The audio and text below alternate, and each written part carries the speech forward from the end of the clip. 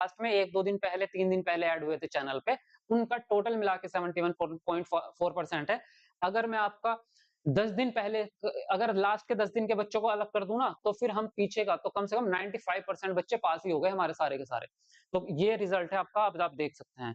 और हाँ, जो आपकी प्रैक्टिस सेट वाली क्लासेस चल रही हैं वो यहाँ से देखेंगे आप। सीटेट क्लासेस लिख के सर्च करेंगे यूट्यूब पे तो सामने इस तरह से आ जाएगी वीडियो, देख सकते हैं क्लास 1 ये हिंदी की सीडीपी की। उसके अलावा प्लेलिस्ट बनी रहेगी आपकी हर सब्जेक्ट की, तो प्लेलिस्ट में जाके आप देखते रहेंगे। और साथ में आप नोट्स जरूर पढ़ेंगे, ये बात ध्यान रखना। इसकी शायद टच वाला केबल निकला हुआ है, 1 मिनट बस वेट करेंगे, मैं जरा इसको लगा दूं, है ना। हम्म। तो साथ में जो है लेक्चर वीडियोस के साथ में आप नोट्स जरूर पढ़ेंगे, और नोट्स मिलेंगे आपको ऐप पे, SA टीचर अकेडमी ऐप है, ये प्ले स्टोर पे आपको मिल जाएगा। तो इसको डाउनलोड कर लो और इसको फोन नंबर डाल के लॉगिन कर लेना। यहाँ पे आपको जो है सारे paper 1 paper 2 complete all subject के नोट्स यहाँ पे अवेलेबल हो जाएंगे, ठीक है। नोट्स आपके बहुत जबरदस्त हैं। कमेंट में आपने कल पूछा था किसी से, किसी बच्चे ने लिखा था कि सर जो नोट्स बता रहे हैं क्या ये वाकई में एग्जाम में आए थे, तो आप उसका जाके देख सकते हैं बच्चों ने फीडबैक क्या दिया हुआ है कमेंट में। और अभी जो भी बच्चे देख रहे हैं वो खुद भी कमेंट दे सकते हैं, जो पुराने बच्चे हैं वो फीडबैक जरूर देना हमारी क्लासेस के और नोट्स के बारे में, ताकि नए बच्चों को पता चले, ठीक है। तो आप स्टूडेंट हो, आप अगर लिखोगे अपना फीडबैक दोगे तो उन तक जो है सही खबर पहुंचेगी, है ना। तो मैं बता दूं कि इन नोट्स में से आपके 126 नंबर फर्स्ट पेपर में और 122 नंबर सेकंड पेपर में फंसे हैं नोट्स में से क्वेश्चंस। तो समझो अगर नोट्स भी आपने पूरे रट लिए ना, रटना नहीं है वैसे, मैं रटने का शब्द यूज कर दिया, लेकिन समझना है, तो इनमें से आपका पूरा एग्जाम फंस जाता है और आपका सीटेट निकल जाएगा। कॉन्सेप्ट हमारी क्लासेस में क्लियर होगा, मतलब कुल मिलाकर सीटेट को छोड़ेंगे नहीं, पक्की तरीके से जो है सीटेट इस बार जो है निपटेगा आपका। चलिए फिलहाल करते हैं हम अपना टॉपिक स्टार्ट, और एक एक चीज को ध्यान से समझना।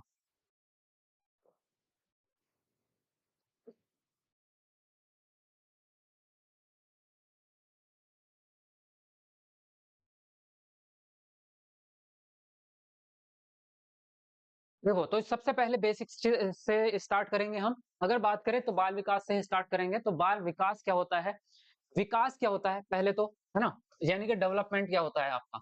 तो डेवलपमेंट को अगर हम जनरली देखें तो बदलाव को या परिवर्तन को, ऐसा बदलाव जो हमें उन्नति की तरफ ले जाए उसको विकास कहते हैं। जैसे हम बात करते हैं अपने कि हम जैसे मान लीजिए हमारे देश के जो मंत्री लोग होते हैं, नेता लोग होते हैं, वो कहते हैं ना कि हमने अपने देश का विकास किया है, या हम अपने देश का विकास कर रहे हैं, या फिर अपने शहर का विकास कर रहे हैं, मतलब उसको बढ़ोतरी की तरफ ले जा रहे हैं और कुछ बदलाव वहां हो रहा है ना। हम बदलाव लाएंगे, आप हमें वोट दो, हम बदलाव लेके आएंगे। तो बदलाव और विकास एक ही सिक्के के दो पहलू हैं, ये समझ लो। तो कहीं ना कहीं परिवर्तन होगा तो विकास होगा। अब यही चीज अगर हम लेके आ जाएं बाल विकास में, यानी कि बच्चे का या ह्यूमन का या एक शरीर का या एक इंसान के विकास की अगर हम बात करेंगे, मानव विकास की, तो अरस्तु ने एक परिभाषा दी है विकास को लेकर के, कि विकास जो है वो बच्चे के आंतरिक और बाह्य कारकों में होने वाला परिवर्तन है। आंतरिक और बाह्य कारकों में होने वाले परिवर्तन को विकास कहते हैं। वैसे विकास की बहुत परिभाषाएं हैं, लेकिन ये सबसे अच्छी लगती है मुझे, कि आंतरिक जो हमारे इंटरनल है, बाह्य कौन से हुए, जो हमारा शरीर है वो तो बाहरी हो गया, यानी कि हमारे हाथ पैर आंख नाक मुंह ये सब चीजें तो शरीर तो बाहरी हो गया। और जो हमारा आंतरिक है, जैसे कि हमारा मानसिक क्षमता, हमारी मन, यानी कि जिसको संज्ञानात्मक विकास कहते हैं, सोशलाइजेशन जो हमारा व्यवहार व्यवहार है, वो बिहेवियर, वो हो गए हमारे आंतरिक। तो आंतरिक भी और बाहरी भी इन चीजों में बदलाव होना, परिवर्तन होना ही आपका बाल विकास है, कुल मिला के बात करें अगर। तो एक चीज तो आप यहाँ पे नोट कर लो, कई बार अभी जो है सीटेट में एक प्रश्न भी आया था विकास के बारे में, निम्नलिखित कथनों में से कौन सा सही है। तो वहां पे लिखा था विकास एक कारकीय है, विकास अपरिवर्तनीय है, विकास बहुआयामी है। तो वहां पे कुछ लोग कहते हैं अपरिवर्तनीय, यानी कि विकास को बदला नहीं जा सकता, तो अपरिवर्तनीय वाला सही लगा के आ जाते हैं। नहीं, वो गलत है। विकास बहुआयामी है ये बात सत्य है, लेकिन अपरिवर्तनीय है ये गलत है, क्योंकि परिवर्तनीय है। भाई विकास का तो मतलब ही बदलना है, या विकास का मतलब ही परिवर्तन होना है। तो बदलेगा तो विकास होगा, इसलिए विकास होता है परिवर्तनीय, यानी कि परिवर्तन होगा तो विकास होगा। तो ये शब्द आप हमेशा याद रखना। ये आपको जब भी इस तरह का कोई प्रश्न आएगा ना, तो ये अगर आपके दिमाग में रहेगा तो आप उस प्रश्न को आसानी से सॉल्व कर पाओगे, कॉन्सेप्ट में ट्रिगर होगा दिमाग में कहीं ना कहीं। अब उसके अलावा बात करें तो विकास जो है वो एक निरंतर चलने वाली प्रक्रिया है। ये आप सब जानते हैं कि निरंतर चलने वाली प्रक्रिया है, जो गर्भधारण से मृत्यु तक चलती रहती है। जब से बच्चा मतलब बच्चा जन्म जन्म नहीं, बल्कि जब से जो है माता या एक लेडी जब बच्चे को कंसीव करती है अपने गर्भ में, तब से ही पहले दिन से ही आपका जो है बच्चे का डेवलपमेंट स्टार्ट हो गया, है ना? जब अंडाणु शुक्राणु मिले हैं, तब से ही बच्चे का विकास स्टार्ट हो गया, है ना? क्योंकि जो माँ के पेट में जो डेवलपमेंट हो रहा है, वो भी विकास का ही हिस्सा है। वहाँ पे पहले बच्चे का जो है शरीर के अंग बनना स्टार्ट होते हैं, ब्रेन बनता है, तो हम देखते हैं ना कि पहले महीने में कितना विकास हुआ, दूसरे महीने में कितना, तीसरे महीने में बच्चे का कितना विकास हुआ, फिर 5 महीने में बच्चा जो है कितना जो है माँ के पेट में ही आजकल तो इस तरह की चीज़ें आ गई हैं कि वो पूरा उसका जो है फ़ोटो निकाल लेते हैं, बिल्कुल उसका वीडियो आपको दिखा देंगे, है ना? कि किस तरह से बच्चा जो है एक्टिविटी कर रहा है माँ के पेट में, किस तरह से उसके हाथ-पैर हैं, वो सब चीज़ें आपको अलग से दिख जाएँगी। तो कुल मिला के जो गर्भावस्था में भी जो डेवलपमेंट है, उसको भी हम विकास का ही हिस्सा मानेंगे। तो गर्भधारण से स्टार्ट होगा और मृत्यु तक आपके चलने वाली प्रक्रिया है, बिल्कुल निरंतर। ये ऐसा होता है, कभी कम होता है, कभी ज़्यादा होता है। कभी विकास जो है स्लो हो जाता है, कभी बहुत तेज़। जैसे हमारा मूड होता है ना, कभी हम बड़े सुस्त रहते हैं, आज तो सोने का मन कर रहा है, कहीं कुछ जाने का मन, किसी दिन आज तो डांस करने का मन कर रहा है, नाचने का, भागने का मन कर रहा है। ऐसे ही होता है डेवलपमेंट, कभी बहुत सुस्त, कभी बहुत तीव्र, कभी बहुत सुस्त, कभी तीव्र। इस तरह से परिवर्तनीय है, लेकिन चलता रहेगा। ऐसा नहीं कि वो रुक जाएगा, रुक गए तो आप खत्म समझो फिर तो। उसके अलावा विकास बहुआयामी है आपका, यानी कि इसके मुख्य प्रकार से 4 आयाम हैं, लेकिन उसके अलावा भी बहुत सारे आयाम हैं इसके। तो बहुआयामी इसलिए क्योंकि इसका कोई एक सीधी रेखा में चलने वाला नहीं है, विकास को हमने बाँट दिया। सामाजिक विकास अलग है, संज्ञानात्मक विकास अलग है, नैतिक विकास अलग है, भाषा विकास अलग है, तो इसलिए हमने इसको आयामों में, भागों में बाँट दिया। तो आयाम का मतलब भाग ही समझ लो आप। तो ये बहुआयामी है ना? ये बात हमेशा याद रखना। ये ऐसे शब्द हैं जो आपको ऑप्शन में देखने को मिलेंगे। उसके अलावा विकास के मुख्य आयाम कौन-कौन से होंगे आपके? तो 4 मुख्य आयाम हैं। ये प्रश्न आपका कम से कम 5-6 बार आ चुका है सीटेट में अब तक को, अगर हम सारे पेपर देखें, तो ये पता होना चाहिए आपको कि मुख्य आयाम कौन-कौन से होते हैं। मुख्य प्रकार कह लो इनको, अगर आपको आयाम याद ना रहे ना, ऐसा शब्द लगे कि हैवी शब्द है, तो प्रकार कह लेना कि 4 प्रकार का होता है। उसके अलावा जो है वो सब इनके अंदर ही आ जाएँगे। पहला है आपका शारीरिक विकास, संज्ञानात्मक विकास दूसरा, तीसरा है सामाजिक और चौथा हो गया संवेगात्मक। तो फिजिकल डेवलपमेंट तो आप सबको पता है, यानी कि हमारे शरीर में जो बढ़ोतरी हो रही है, हमारे वजन में, हमारी लंबाई में, बच्चे की लंबाई में वृद्धि हो रही है, बच्चे का वजन बढ़ रहा है, बच्चे की हड्डियां मजबूत हो रही हैं, बच्चे की हेयर ग्रोथ हो रही है, और भी शरीर में थोड़ा चेंजिंग आती है, बॉडी शेप बदलता है जैसे जैसे बच्चे बड़े होते हैं।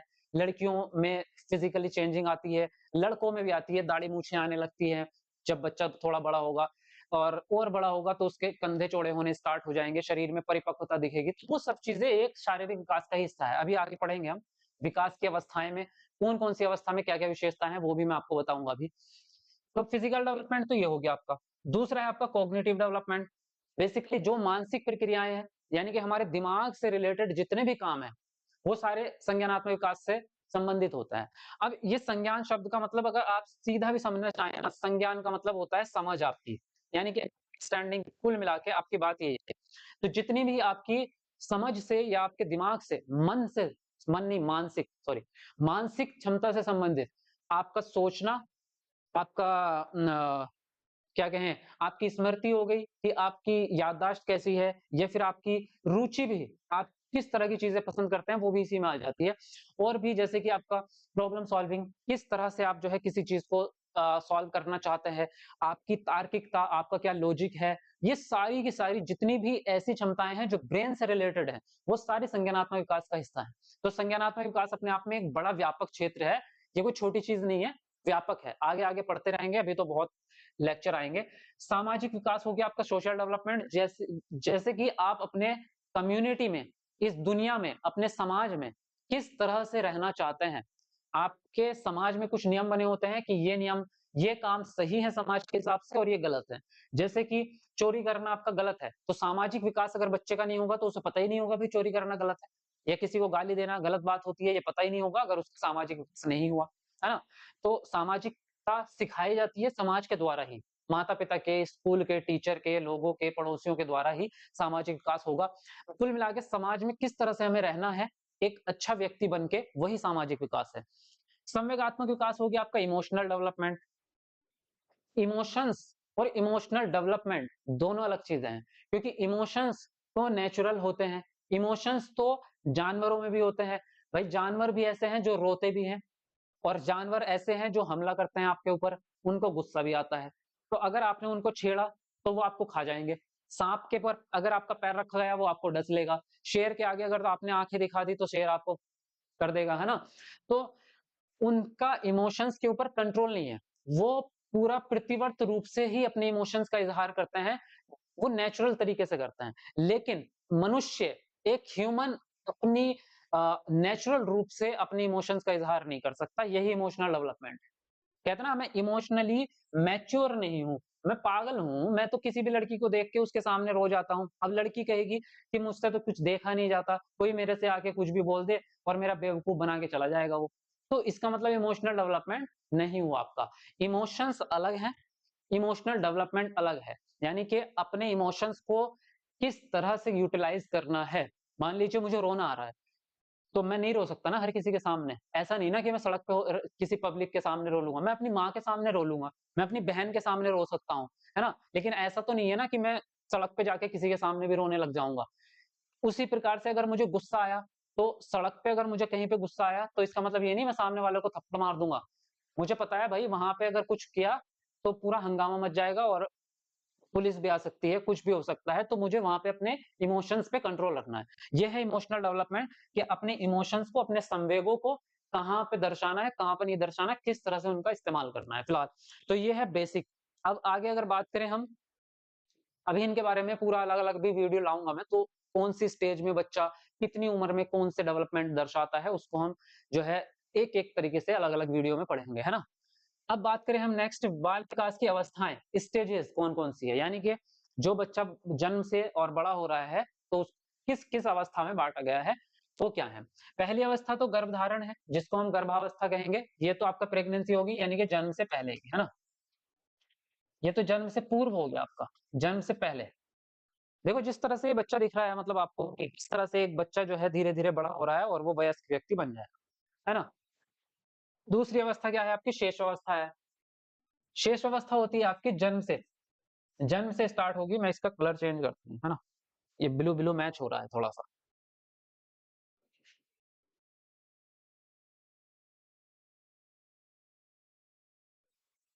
हाँ, तो ये हो जाएगी शेष अवस्था आपकी कब से? जन्म से लेकर के, और आपका जो है 2 वर्ष तक की हो जाएगी, है ना? फिर आपकी आती है प्रारंभिक बाल्यावस्था। बाल्यावस्था को 2 भागों में बांटा है इन्होंने। बाल्यावस्था एक तो प्रारंभिक बाल्यावस्था होती है, एक मध्य या उत्तर बाल्यावस्था। तो प्रारंभिक वाली जो होती है वो होगी आपकी 2 वर्ष से लेके 6 वर्ष तक की, और जो आपकी उत्तर बाल्यावस्था होगी वो 6 से 12 वर्ष तक की होगी। ठीक है? मेन जो अगर हम बात करें बाल्यावस्था जो मेन होती है वो मध्य ही होती है, ये वाली। लेकिन प्रारंभिक बाल्यावस्था का अपने आप में साइकोलॉजी में बड़ा रोल है। इसमें आपका डेवलपमेंट बहुत सारे होते हैं जिनका आपको बहुत ध्यान रखना पड़ता है।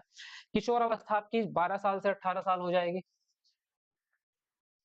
ठीक है?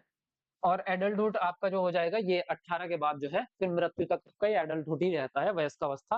हालांकि इसको भी भागों में बांटा है। इसको भी हम कई भागों में, जैसे प्रौढ़ अवस्था, वृद्ध अवस्था, इस तरह से हम बांटते हैं, लेकिन उनका कोई जरूरत नहीं है। साइकोलॉजी में अगर हम बात करें बाल विकास में या बाल मनोविज्ञान में, तो उसमें जन्म से लेके और किशोर अवस्था तक का अध्ययन होता है। ये सवाल एक बार यूपी टेट में आया था। कौन से ईयर में आया था? 2018 में शायद। मतलब मैंने खुद देखा है ये तो, दो एक उसमें आया था यूपी टेट में एक प्रश्न, कि आपका जो है बाल मनोविज्ञान में बाल मनोविज्ञान में बालक की कौन सी अवस्थाओं का अध्ययन होता है। तो सबने लिखा गर्भधारण से लेकर के और वयस्क अवस्था तक। तो ये एक चीज गलत हो गई। उन्होंने आपसे ये पूछा था कि अध्ययन, उन्होंने ये नहीं पूछा था कि अवस्थाएं कितनी है या कहां से कहां तक स्टार्ट होती है। उन्होंने बोला अध्ययन। अध्ययन जो हम करते हैं बाल मनोविज्ञान में, या आपने किताब अगर आप पढ़ रहे हैं बाल मनोविज्ञान की, तो उसमें सारी चीजें कहाँ से स्टार्ट होती हैं? शेष अवस्था से। शेष अवस्था में बच्चा ये सीखेगा, बच्चा रोएगा, बच्चा ये करेगा, वो करेगा। किशोर अवस्था में ये करेगा, ये करेगा। उसके बाद वयस्क अवस्था में क्या करेगा? कभी पढ़ा है आपने? कभी नहीं पढ़ा होगा। वयस्क अवस्था में वो मर्जी जो भी कुछ भी करे, हमें कोई मतलब नहीं है। अब वो बड़ा हो गया, बात खत्म हो गई। तो वयस्क अवस्था अध्ययन में बाल मनोविज्ञान में शामिल नहीं है। सिर्फ शेष अवस्था से स्टार्ट करके किशोर अवस्था तक का अध्ययन होता है। ना तो गर्भधारण का होगा, ना वयस्क अवस्था का। ठीक है? गर्भधारण का जो भी अध्ययन होता है वो मेडिकल साइंस में होता है। फिलहाल यहाँ से आपका होता है ये। अब ये तो चीज़ों, इसमें नॉर्मली आपको पता चल गया इसके अंदर कौन-कौन सी विशेषताएं हैं, ये समझते हैं, क्योंकि प्रश्न तो वहीं से बनेंगे। ठीक है? मजा आ रहा है नहीं क्लास करने में? पहले मुझे कमेंट करके ये बताओ। सही लग रही है क्लास आपको? लग रहा है मजा आ रहा है कुछ, है ना? कॉन्सेप्ट समझ में आ रहा है? एक बार जरा मुझे बताना भी कमेंट करके, है ना? देखो, बाल विकास की अवस्थाओं की अगर बात करें तो पहली अवस्था में कौन-कौन से गुण आ जाएँगे आपके? शेष अवस्था में इन्फेंसी इसको कहते हैं हम इंग्लिश में, जन्म से 2 वर्ष तक की होती है। इसमें विकास जो है वो सबसे तीव्र अवस्था से होगा, ठीक है? इसमें विकास क्या होगा? सबसे तीव्र अवस्था से होगा। अब क्या सारे विकास तीव्र अवस्था से होंगे? नहीं, सारे विकास नहीं होंगे। क्योंकि अब अगर हम बात करें भाषा विकास की, तो भाषा विकास जो होता है वो होता है पूर्व बाल्यावस्था में। 2 साल से लेके 6 साल तक की अवस्था में भाषा विकास सबसे तेज़ी से होता है। इस अवस्था की अगर हम बात करें तो इसमें मेन शारीरिक विकास सबसे तेज होता है। बच्चा जो है इतना छोटा-सा पैदा होगा और 2 साल में बच्चा कम से कम 2 फीट या 1.5 फीट का तो हो ही जाता है ना? 2 फीट का भी हो जाता है बच्चा। तो सोचो कितनी जल्दी डेवलपमेंट हो और बच्चा जिसको अपना हाथ-पैर हिलाना भी नहीं आता था, वो बच्चा आज भाग रहा है, दौड़ रहा है, चीज़ें कर रहा है वो अपने आप से, है ना? तो इस अवस्था में कितनी तेज विकास हुआ। तो अगर आपसे जनरली पूछा जाए कि विकास कौन-सी अवस्था में सबसे तेज होता है, तो शेष अवस्था। और अगर कहें शारीरिक विकास कौन-सी अवस्था में सबसे तेज होता है, तो भी शेष अवस्था। उसके अलावा पर्टिकुलरली अगर और चीज़ें पूछेंगे, जैसे कि सामाजिक विकास का पूछें, कि सामाजिक विकास कौन-सी अवस्था में सबसे तेज होता है, तो सामाजिक विकास तो दोनों जो बाल्यावस्था वाली है, तो बाल्यावस्था में तेज होता है, जो सामाजिक विकास है। और भी चीज़ें हैं, वो धीरे-धीरे आगे हम प पढ़ते रहेंगे, है ना? बाकी डेवलपमेंट तो स्टेप बाय स्टेप ही चलते हैं सारी अवस्थाओं में। हुँ। दूसरी इसकी विशेषता ये है कि ये प्रतिवर्त क्रियाओं की अवस्था है। प्रतिवर्त क्रिया का मतलब ये होता है, इस शब्द का मतलब ये समझ लो जो चीज़ खुद से हो जाए अपने आप, यानी कि ऑटोमैटिक, अपने आप। ऑटोमैटिक प्रक्रिया है ये। तो प्रतिवर्त क्रिया उसी को कहेंगे जो ऑटोमैटिक हो रही है। जैसे कि फॉर एग्ज़ाम्पल हमारी पलकों का झपकना। अब पलकों का झपकना जो है वो एक ऐसी क्रिया है जिस पे किसी का भी कंट्रोल नहीं है। मतलब ये बाल्यावस्था में भी थी, अभी भी है, मृत्यु तक रहेगी। अभी भी आप चाहें भी तो अपनी पलकों को खुला नहीं रख सकते। मतलब अगर जानबूझ के रखना चाहेंगे कि मैं तो रख सकता हूँ ऐसे में, मतलब आँखों को मैं पलकें नहीं झपकाऊँगा, ब्लिंक नहीं करूँगा बिल्कुल भी। तो कितनी देर कर लोगे? 30 second, 50 second, 1 minute, 2 minute, 3 minute, 4 minute, 5 minute, वो भी बहुत ज़्यादा ट्रेनिंग के बाद। 5 मिनट तो लिमिट होती है, 5 मिनट तो आप अगर 2 मिनट भी कर लिया, आपकी आँखों से पानी आ जाएगा और आपको आँखों में मिर्च लगनी स्टार्ट हो जाएगी, चाहे ट्राई करके देखना। तो ये प्रक्रिया है और इसमें हमें महसूस भी नहीं होता कि ये चीज़ हो रही है। इसकी सबसे ख़ास बात ये है, प्रतिवर्त क्रियाओं में हमें महसूस भी नहीं होता कि ये चीज़ हो रही है, लेकिन हो रही है। जैसे आपका दिल का धड़कना, प्रतिवर्त क्रिया है। हालाँकि मुझे नहीं लगता आपने कभी पढ़ा होगा ये चीज़, लेकिन अगर आपका हार्ट जो है वो धड़क रहा है, तो उस पे आपका कंट्रोल नहीं है। आप उसको रोक थोड़ा सकते हैं, अगर रोका तो फिर रोको, अगर उसको रोकने की कोशिश करी तो फिर तो राम नाम सत्य है ना। तो वो दिल का धड़कना जो है वो अपने आप में प्रतिवर्त क्रिया है। हालाँकि वो ये होता है कभी-कभी कि अ, कुछ ऐसे इमोशंस आते हैं जिसमें उसकी स्पीड तेज़ हो सकती है, जैसे हमें गुस्सा आ गया तो बहुत तेज़ स्पीड हो जाती है। अपने फेवरेट पर्सन को सामने देख लिया, मान लो कोई क्रश है आपका, लड़की कोई है जिसे आप पसंद करते हैं और अचानक से आपके सामने आ जाए तो आपका दिल धड़कने लग जाएगा बहुत तेज़-तेज़, है ना? वो एक अलग इमोशन है। तो ये उसी प्रकार से मुँह में लार आना, जैसे कि आपको खाने मतलब भूख लगी है मान लीजिए और आपके सामने कोई ऐसी चीज़ दिख जाए जो आपकी फेवरेट है, खाना, तो आपके मुँह में ऑटोमैटिक लार आ जाएगी, आपको पता भी नहीं चलेगा। जिसको कहते हैं ना मुँह में पानी आना। अगर मैं अभी आपके सामने ज़िक्र करूँ नींबू नींबू खाया अभी आपने? अगर नींबू को मैं बीच में से काट के और आपकी जीभ पे निचोड़ दूँ, 1 बूँद, 2 बूँद, ये मैंने किया नहीं है। ये मैंने सिर्फ़ आपको बताया है, लेकिन सुन कर के ही आपके मुँह में पानी आ गया होगा इस टाइम। तो ये प्रतिवर्त क्रियाएँ हैं।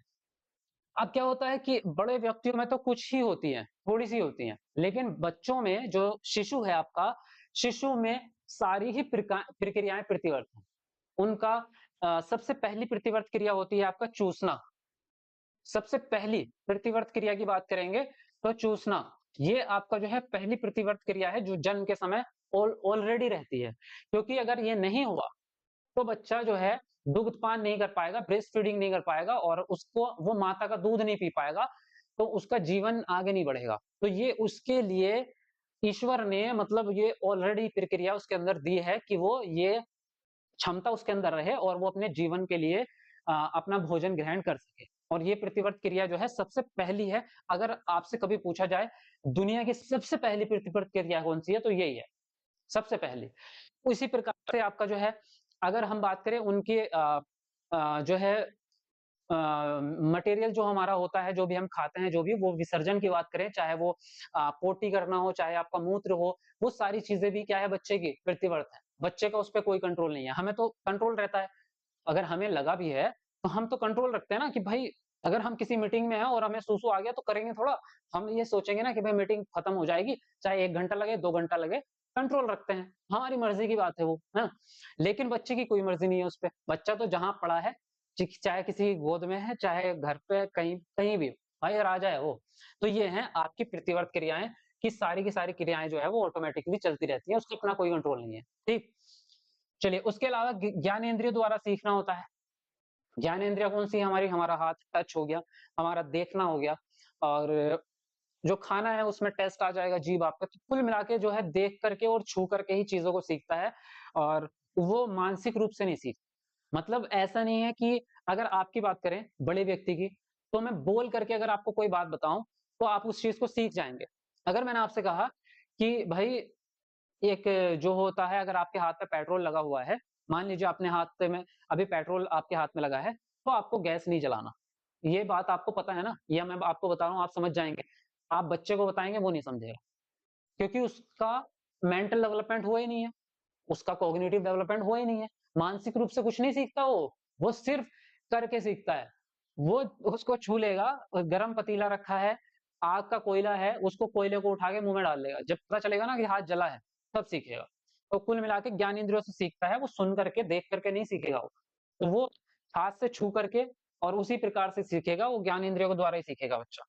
सामाजिकता की बात करें हम, तो अपने और परायों में फर्क जानने लगता है थोड़ा थोड़ा, और प्रतिक्रिया भी देता है वो। या कोई अनजान व्यक्ति अगर बच्चे के सामने आता है तो वो रोने लगता है उसको देख के, और अपना कोई जैसे उसकी माता है या उसके पिता हैं या उसकी दादी है, कोई उसको अगर उसके पास आता है तो वो स्माइल करने लगता है और अपने हाथ पैर को ऐसे हिलाने लगता है। आपने भी देखे होंगे। अगर पालने में बच्चा पड़ा है और ऊपर से अगर आप देखोगे ना उसके पिता उसकी माता या कोई भी, तो वो एकदम से अपने हाथ पैर ऐसे कि मुझे गोद में उठाएंगे, वो एक हैप्पीनेस होती है। तो वो चीजें दिखने लगती है इसी अवस्था में आपको, है ना। ये चीज आपने देखी होगी। चलिए ये तो हुई आपकी शेष अवस्था की बातें, और जो चीजें आएंगी वो आगे पढ़ते रहेंगे जैसे जैसे थ्योरीज पढ़ेंगे। अब थोड़ा फास्ट फास्ट और चीजें कर लेते हैं। देखो प्रारंभिक बाल्यावस्था की बात करें, जो कि होती है आपकी 2 से 6 वर्ष तक की अवस्था। इसको एक तो प्री स्कूल स्टेज कहते हैं। प्री स्कूल क्यों? क्योंकि ये स्कूल जाने से पहले की अवस्था है, स्कूल के तैयारी का समय है। स्कूल जो स्टार्ट होता है आपका, हम अगर माने साइकोलॉजिकल तरीके से या फिर सरकारी स्कूलों की बात करें हम, तो 6 साल के बच्चों को एडमिशन दिया जाता है ना। 6 से 14 साल तक के बच्चों के लिए अनिवार्य शिक्षा की गई है, ये सबको पता है। तो ये 6 साल से पहले की अवस्था है, तो इसलिए इसको प्री स्कूल कहा है। और इसमें आंगनवाड़ी वगैरह का आपका जो चीजें चलती हैं, तो इसलिए इसको प्री स्कूल।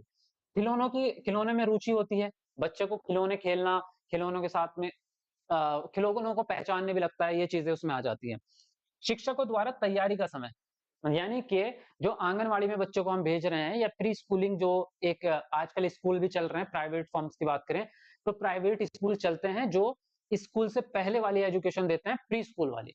तो जैसे कि कोई मदर और फादर दोनों ही अगर वर्किंग है और सिंगल पेरेंट्स है, मतलब सिंगल है दोनों, मतलब घर में कोई और व्यक्ति नहीं है, तो वो अपने बच्चे को प्री स्कूल में डाल देते हैं। मोस्टली शहरों में देखेंगे आप इस तरह की चीजें, तो वहां पे वो 1.5 साल के बच्चे को ले लेते हैं, और 1.5 साल से उसको 4 साल तक 5 साल तक ट्रेंड करते हैं, सारी चीजें सिखाते हैं, कैसे रहना है, क्या खाना है, कैसे सब चीजें वो सिखाते हैं। तो शिक्षकों द्वारा तैयारी का समय है, मतलब बच्चे को अब एजुकेशन आगे हम देंगे, तो एजुकेशन के लिए उसको तैयार करना है कि किस तरह से वो एजुकेशन में इंटरेस्ट दिखाए।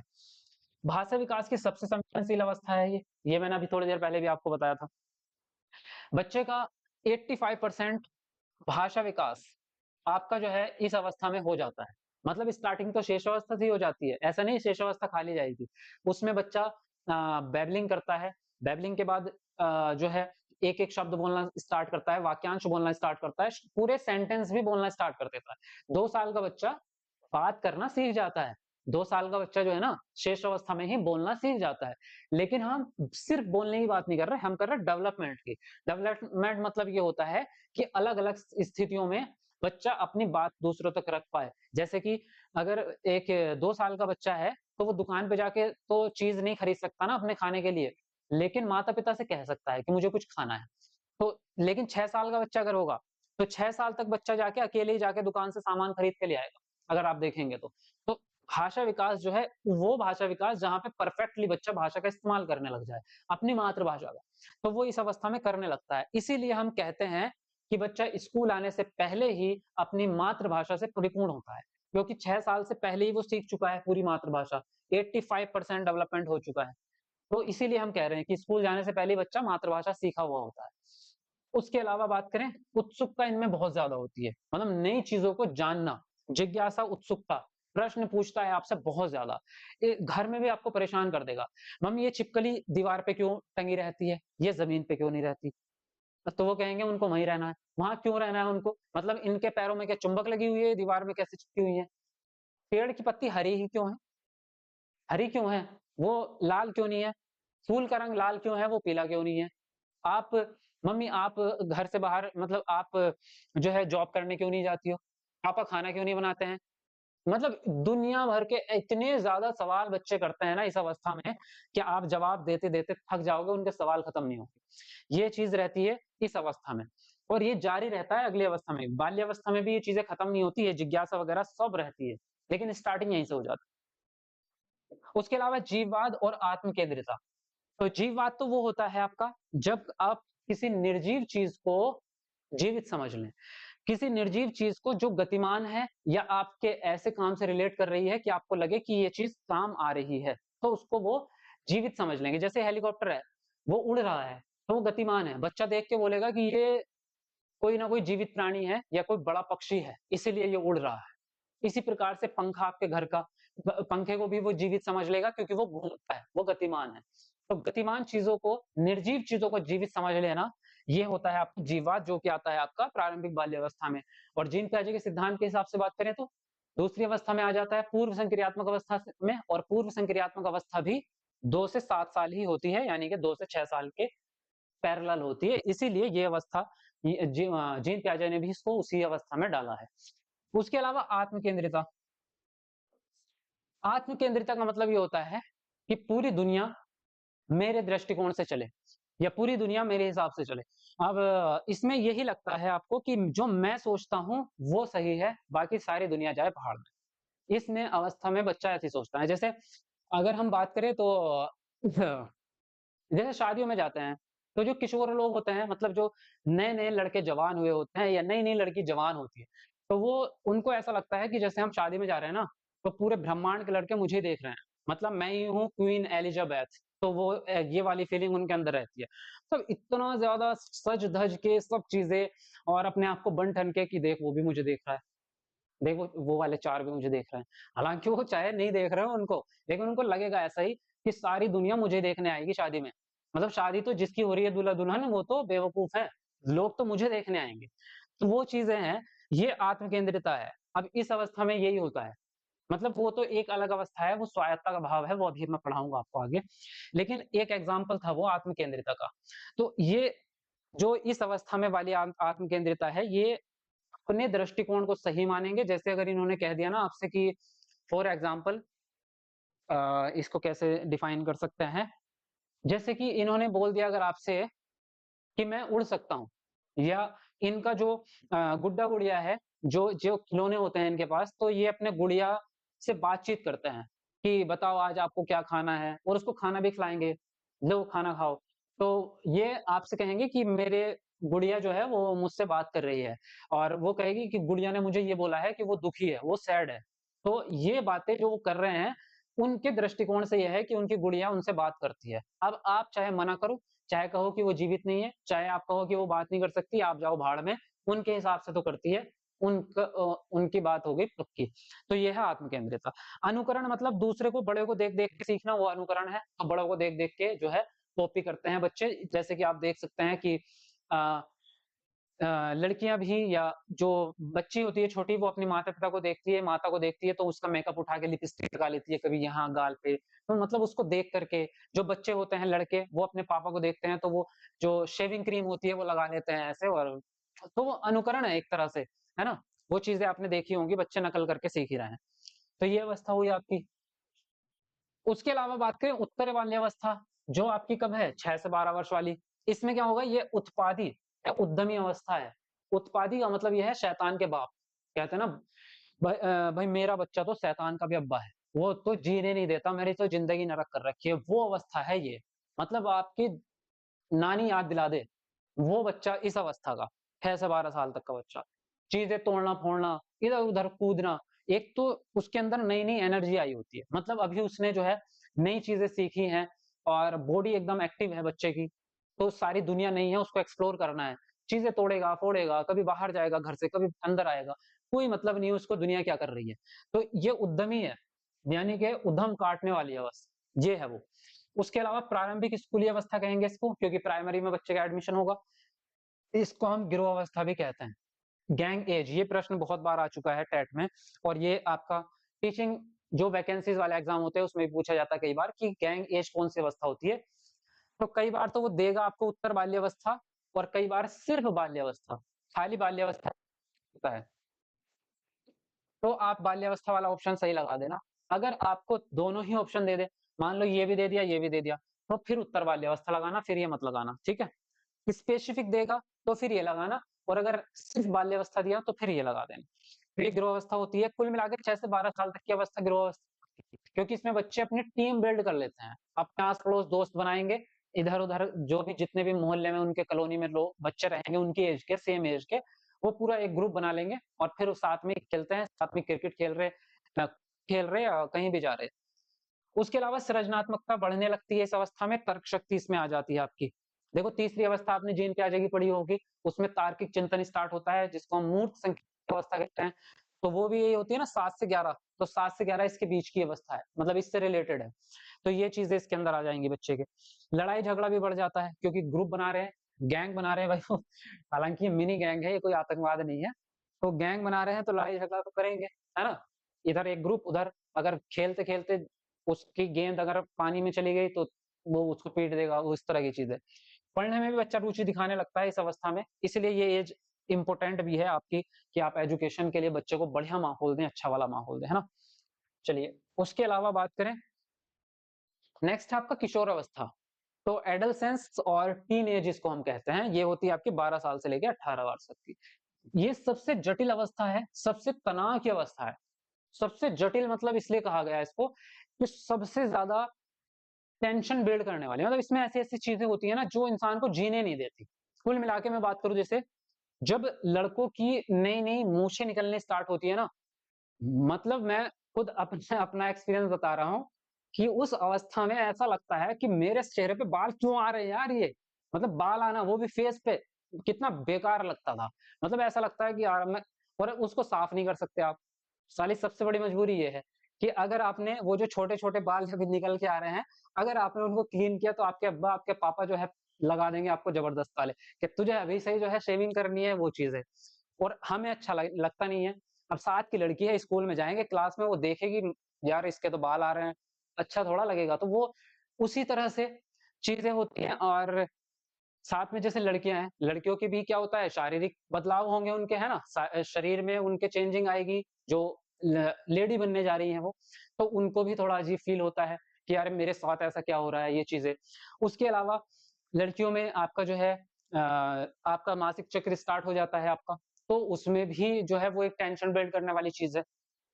एकदम से कुछ शरीर में नया परिवर्तन जो आपने पहले कभी सोचा नहीं है, इमेजिन नहीं किया, जो कि पेनफुल भी है, और जो कि आपका जो है एक अजीब-सी फीलिंग है, तो वो बहुत बड़ी टेंशन बिल्ड हो जाती है ना? बाद में तो चलो कंट्रोल करना सीख गए हम, हमारी लाइफ का हिस्सा हो गया, फिर हमें कोई प्रॉब्लम नहीं है। लेकिन शुरुआत जब होती है ना, वो बड़ी तकलीफ वाली चीज़ें हैं।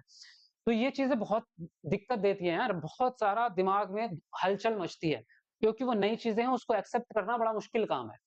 अब ये चीज़ें, और तनाव तो रहता ही है, फिर इसमें इतनी सारी चीज़ें एक साथ आएँगी ना, तनाव, टेंशन इसलिए कह रहे हैं, ये चीज़ें तो हुई जो आपके शारीरिक बदलाव हो रहे हैं। अब साथ में दिक्कत ये है कि आपको प्यार भी इसी उम्र में होगा, मतलब शुरुआत भी इसी उम्र में होगी, मैंने यहाँ पे लिखा भी है, कहाँ गया? नीचे लिखा है मैंने शायद वो, ये वाला। अपोज़िट सेक्स की तरफ आपका झुकाव हो जाएगा, अपोज़िट सेक्स आपको पसंद करने लगेगा, लड़का है, लड़कियाँ उसको अच्छी लगने लग जाएँगी, लड़की है, उसको लड़के अच्छे लगने लग जाएँगे। चाहे वो गधे की शक्ल का हो लेकिन बढ़िया लगेगा। क्योंकि वो हार्मोनल चेंजेस हो रहे हैं ना, अंदर से तो सब चीजें बदल रही हैं, दिमाग में आपके जो है केमिकल रिलीज हो रहे हैं। तो फिर अब अगर आप देखो, आप इमेजिन करो, अगर आप जो है, आप लोग तो बड़े हैं, आपका सबसे फर्स्ट क्रश जो होगा स्कूल के टाइम पे या कहीं पे भी, आप स्कूल में हो या बाहर हो, कहीं पे भी हो, चाहे आपने उसको बताया हो चाहे ना बताया हो, आपके मन में जरूर रहा होगा कि यार ये लड़का या ये लड़की कितनी अच्छी लगती है। उस टाइम पे दुनिया की सबसे खूबसूरत लड़की वही थी। और अब आप बड़े हो गए हैं तो आप कहोगे सबसे साला सबसे बदसूरत लड़की यही थी। क्योंकि उस टाइम पे सबको अच्छा लगता है उस टाइम पे, क्योंकि शारीरिक बदलाव हो रहे होते हैं। अब बड़े होके आप सोचेंगे अबे यार ये तो वाकई में तो कुछ भी नहीं था, क्या था, मैं पागल था, या ये लड़की भी सोचती है मैं पागल थी क्या, ये क्या देखा था मैंने उस टाइम में। तो ये चीजें रहती हैं। अब उस टाइम पे थोड़ी टेंशन बिल्ड होती है, ठीक है। बाकी देखो शारीरिक संरचना में बदलाव आएगा आपका, जो कि हम जिक्र कर चुके हैं। हाँ, लड़कों में भी लड़कियों में भी फिजिकली चेंजिंग होंगे। प्रजनन अंगों का विकास होगा आपका। प्रजनन अंग आपको पता ही है, हाँ, वो चीजें जो बर्थ देगी लड़की बच्चे को, तो उसके लिए जो आपका मासिक चक्र है वो भी इसी का हिस्सा है, तो वो सारी चीजें आपकी इसमें आ जाएंगी। लड़कियों का शरीर जो है वो लड़कों की तुलना में जल्दी विकास करता है। किशोरावस्था में 12 साल से 18 के बीच में अगर देखेंगे, अगर सेम एज की लड़की है और सेम एज का लड़का है, तो लड़की आपको ज्यादा बड़ी लगती है ना, उसकी हाइट भी कई बार बड़ी हो जाती है। मतलब सेम एज का लड़का लड़की है, तो लड़की की हाइट कई बार ज्यादा निकल जाती है ऊंची, लड़के की कम। फिर लड़की की हाइट रुक जाती है और लड़के की बढ़ती रहती है, तो लड़का फिर लंबा हो जाता है। तो ये मतलब इस स्टेज में अगर बात करें, 12 से 18 भी नहीं, मेरा एक्सपीरियंस कहता है 12 से 15। मैंने जो अपनी कम्युनिटी में अपने समाज में लोगों को देखा है, बच्चों को ऑब्जर्व किया है, 12 से 15 वाले स्टेज में, इस उम्र में लड़कियों का विकास तेज होता है और लड़कों का थोड़ा सा स्लो होता है। तो होता लड़कों का भी है, लेकिन दिखने में अगर लगेगा आपको, मैच्योरिटी लेवल देखोगे तो लड़कियों में ज्यादा, जो कि साइकोलॉजी भी बोलती है। ठीक है। स्वायत्ता का भाव आता है आपका। स्वायत्ता क्या है? स्वायत्ता होता है अपने वजूद की तलाश। एक शेर भी है इस तरह का, तू अपने वजूद की तलाश में निकल, तू ना हताश हो, ऐसा कुछ कर करके है, मुझे याद नहीं है पूरा। तो इसमें बच्चे को ये रहता है कि मैं क्या हूं इस दुनिया में, या यहाँ इस समाज में, मेरे घर में, मेरे रिश्तेदारों में, मेरे स्कूल में मेरी क्या पहचान है, मुझे अपनी पहचान बनानी है। वो चीज आती है आपकी इस स्टेज में, किशोर अवस्था में, और उस फीलिंग को कहते हैं आप स्वायत्ता।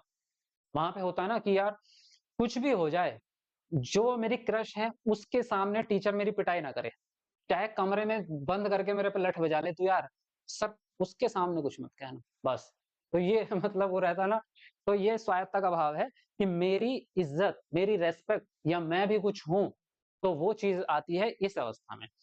अब संज्ञानात्मक विकास में परिपक्वता आ जाती है आपकी, जो कि मेंटल आपकी जो कि जीन प्याजे भी कहते हैं, फोर्थ स्टेज है आपकी 11 वर्ष के बाद वाली, तो उसमें परिपक्वता आ जाएगी। सृजनात्मकता आपकी परिपक्व हो जाएगी, कल्पनाशीलता आपकी परिपक्व हो जाएगी आपकी, है ना, सब चीजें तरीके से आप सीखने लगेंगे। उसके अलावा निडरता आपके अंदर आ जाएगी। निडरता इस अवस्था में बच्चे ऐसे होते हैं, मतलब पहाड़ हम ही तोड़ देंगे। अब अगर बात करें ना, हमें कोई चैलेंज दे, पूरा देश जला देंगे हम, सामने से देख लो। फिर इस तरह की चीजें, अब कोई डर नहीं किसी का, ना बाप का डर, ना माँ का डर, ना पुलिस का डर, कोई मतलब नहीं है। तो आपने देखा होगा सबसे ज्यादा जो है उछल कूद करने वाले या कुछ भी कर गुजरने वाले जो बच्चे होते हैं, वो किशोरावस्था वाले बच्चे होते हैं। इसलिए कहते हैं किशोरावस्था, अगर बात करें ना कि मैं अगर आपसे कहूं कि पूरे जीवन में माता-पिता को अपने बच्चों पर सबसे ज़्यादा ध्यान कौन-सी अवस्था में देना है, तो भाई किशोर अवस्था में देना, सबसे ज़्यादा।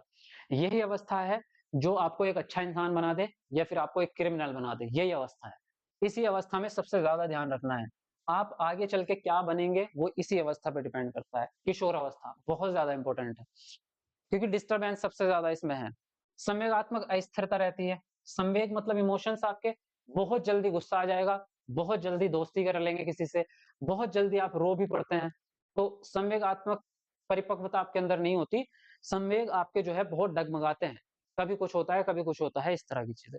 अवास्तविक आकांक्षाएं, ये आप जो है इसमें मान लेते हैं। जैसे मैंने किसी का एग्जाम्पल भी सुना था, और अपनी तरफ से भी अगर मैं अपने एक्सपीरियंस से भी, इस अवस्था में ऐसा रहता है कि अ, अरे आईआईटी का टॉपर मैं ही तो हूँ 4 साल बाद, और यही तो कि बृहस्पति ग्रह पे तो मंगलयान में ही भेजूंगा, और देख लेना तो 5 साल के बाद मैं ही तो भेजूंगा, और कोई थोड़ी भेजेगा। इस देश में मैं ही तो हूँ जो सचिन का रिकॉर्ड तोड़ेगा क्रिकेटर में, या माउंट एवरेस्ट पे चढ़ना कोई बड़ी बात थोड़ा है, मैं तो बिना ऑक्सीजन सिलेंडर के चढ़ जाऊंगा। तो ये चीजें मतलब इतनी बड़ी-बड़ी बातें करना जिनका कोई सिर पैर नहीं है, वो चीज़ें अवास्तविक इसीलिए कह रहे हैं, क्योंकि वो रियल नहीं है। उनकी जो उम्मीदें हैं, वो रियल नहीं है। बहुत बड़ी-बड़ी चीज़ें सोच लेते हैं और कहीं न कहीं ये चीज़ें सही भी है, क्योंकि वो इतनी बड़ी सोचते हैं, तो एक लेवल तक प्राप्त करने की कोशिश भी करते हैं। तो उनके अंदर एक तो किसी चीज़ को पाने का लिए एक दृढ़ निश्चय पैदा होता है, हिम्मत पैदा होती है, टेंशन बिल्ड होती है, काम करते हैं, वो चीज़ें उसके अंदर आती हैं, सही भी है ये। इसको वयस्कता की दहलीज कहेंगे, क्योंकि इसके बाद जस्ट आप जो है एडल्टहुड में एंटर कर रहे हैं, तो इसलिए इसको दहलीज कहते हैं। दहलीज मतलब दरवाज़ा, कि उस पार जो है वो आप बड़े हो जाएँगे, आप वयस्क अवस्था तक पहुँच जाएँगे, ठीक है? तो ये विशेषताएँ हो गई आपकी सारी स्टेजेस की। आई थिंक काफ़ी थोड़ी-सी लंबी हो गई क्या वीडियो? कोई बात नहीं, पर मुझे लगा कि अच्छी होगी वीडियो, मतलब इंटरेस्टिंग तो आपको लग रही होगी, समझने में अगर बात करेंगे तो, है ना? चलिए, बाकी और भी हैं इसके पॉइंट, लेकिन वीडियो काफ़ी लंबी हो चुकी है, तो मैं इसको यहीं पे खत्म कर रहा हूँ। बाकी इससे आगे का कल पढ़ेंगे या नेक्स्ट वीडियो में पढ़ेंगे, ठीक है? वीडियो आपको कैसी लगी मुझे एक बार कमेंट करके ज़रूर बताना, मज़ा आया या नहीं आया?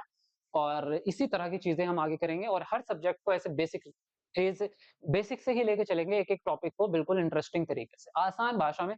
कोई भी डाउट होगा, कोई ऐसी इस वीडियो में भी अगर कोई ऐसा लगेगा पॉइंट आपको कि ये वाली बात समझ नहीं आई या ये वाला शब्द समझ नहीं आया, उसको कमेंट में लिख देना, ताकि कल उसको फिर से हम अलग मतलब कल वाली वीडियो में उसको ऐड कर पाएँ, ठीक है?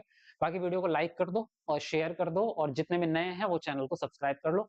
मिलते हैं आपको नेक्स्ट वीडियो में, तब तक के लिए बाय बाय, टेक केयर।